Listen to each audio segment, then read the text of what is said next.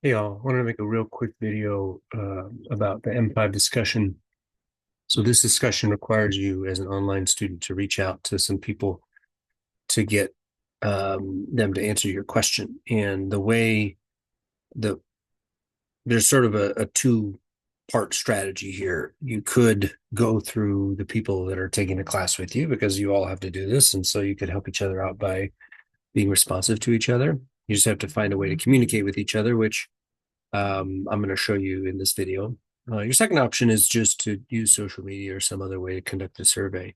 And the only wrinkle to that is that the questions in My Data, which is the second sheet in the M5 workbook, then don't really fit properly because it's asking you about trying if your purpose was to try to study your class, which you didn't since you asked a bunch of your friends or your family. So in that case, you'd have to kind of rewrite those questions. I recommend contacting your instructor and just letting them know, hey, this is my plan for this discussion.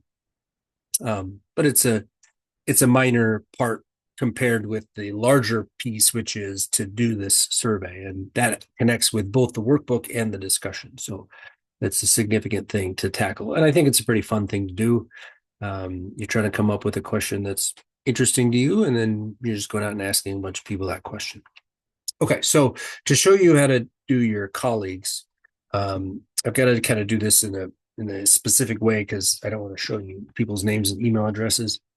But basically, in D2L, I'm here on the homepage of my current online term, and you can see in the other tools drop down that there is a button called class list. And I'm not going to click this because that would open up the current class list. And then you see a bunch of people's names and email addresses. So what I'm going to do is I'm going to show you a Word document that sort of walks you through the next couple of steps. So then this is what you would see. This is only the top of it. So you would see the full class list. My name is at the top just because my last name starts with A.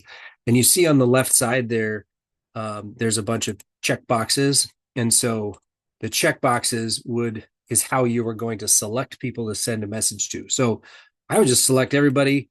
It doesn't matter if you email me and your specialist, Michael Order or whoever it is that you're also messaging. You can deselect them after you select everybody, and then you're going to click on email. Now you do have an option to use instant message, but I think email is good practice to use it and to have a written kind of record of what you're trying to do. Instant message just is a little bit harder to track. So next step then is going to be to write the email. So when I click this email button, what comes up is a pop-up window. And I've taken a screenshot here. And I was the only one I selected, again, because I'm not trying to share other people's names and email addresses.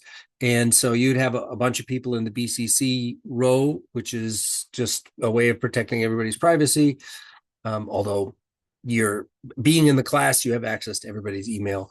And then I would change the subject here and then just write your question in the body and press send. And that's it. That's how you would email your colleagues. And in week 5, if you pay attention to your email, you might get some messages asking a question. A quick response would be appreciated by your colleagues. All right. Hope that helps.